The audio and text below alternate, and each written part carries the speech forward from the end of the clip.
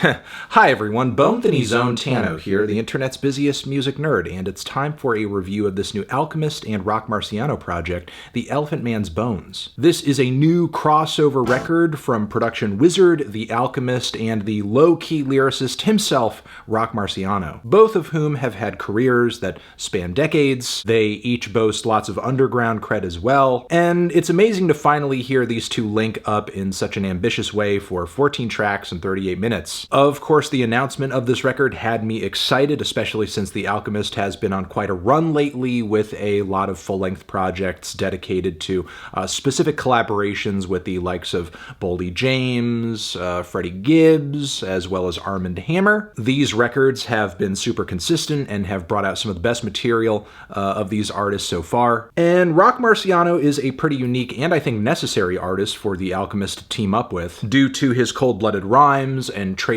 understated delivery, which makes him a pioneer of the super subtle and sometimes drumless strains of hip-hop that we hear getting popular in a lot of abstract circles as of late. And this is a wave The Alchemist has been happy to hop onto, be it through production lent to projects from Earl Sweatshirt, or even that This Thing of Ours EP he did recently. So again, at this point for The Alchemist, a Marciano record just makes sense, and is a pretty interesting prospect, even if I haven't been the biggest fan of rock stuff in the past. Now, there are some similarly soft-voiced spitters whose stuff I really do enjoy and have reviewed positively on the channel in the past, but historically Marcy has not really been one of them. Sometimes, in my opinion, his lyricism, while good, does not necessarily make up for the lack of punch in his production choices, or a lack of novel song ideas and development. Still, though, any record with The Alchemist is going to have some kind of X factor to it, so I went into this thing expecting these guys to each shine in their own way. However, after coming away from this album, I don't know if that quite happened. I mean, I do see this record so far as getting a very positive reception among fans. I just don't really think I can share in that, though. I do think this LP does start off pretty strong, and as expected, with some chilling and surreal keys underscored by very bare-bones percussion, which gives Marciano the room to work his cutthroat lyrical magic. Also, this one-bar Hermes blanket, that's a blanket statement. The lyrical gems on this one just keep rolling in. From here, the momentum picks up on the track Daddy Kane featuring Action Bronson. There is a super light set of kicks and snares on the instrumental, which is topped with some kind of animated synth work. Sounds kind of like something off an MF Doom record. And of course, lyrically, we get more super frigid bars from Marciano. Lyrically and vocally on this track, Action Bronson is definitely a highlight I think he makes for the most animated feature on the entire record, which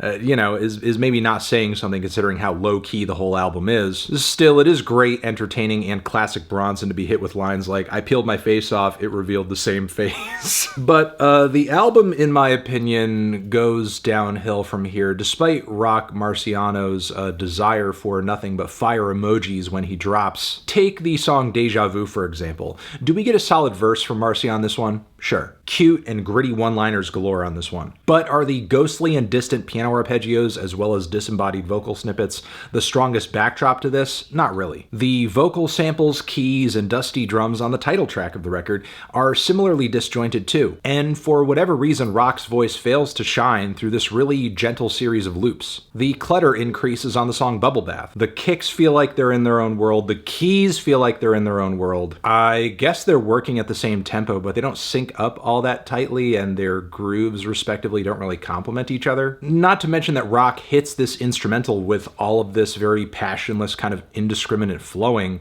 I don't know, it just kind of feels like chaotic wallpaper. The track Liquid Coke may not be my favorite, but it is more like it, with more cohesion between the instruments and the production and Roc Marciano's voice. We get another solid verse here, but we have this very weak trailed off outro where Roc is kind of singing quietly to himself like he's lost track of what he's doing. It's a bit of a cop-out. Boldy James does bring one of the stronger features on Trillion Cut, but I was hoping for a lot more from Ice-T on the following cut. At least more than a weird spoken word passage where he kind of has his cop show voice on, which weirdly I somehow enjoyed more than Roc's lyrical performance. I bit the red Mike and Ike, put your lights out like you got hit by Iron Mike with the right.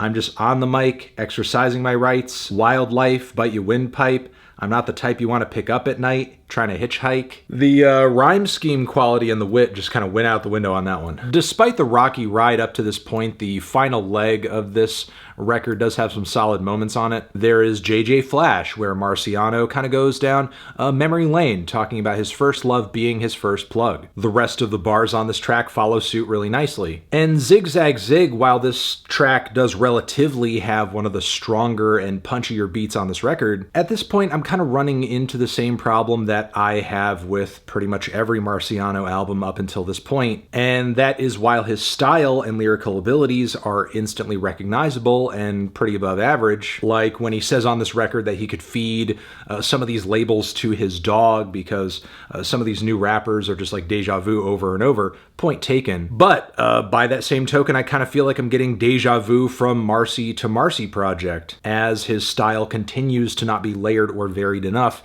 to keep me locked in for more than 30 minutes. I'm feeling a light 6 on this one. Transition, have you given this album a listen? Did you love it? Did you hate it? What would you rate it? You're the best, you're the best. What should I review next?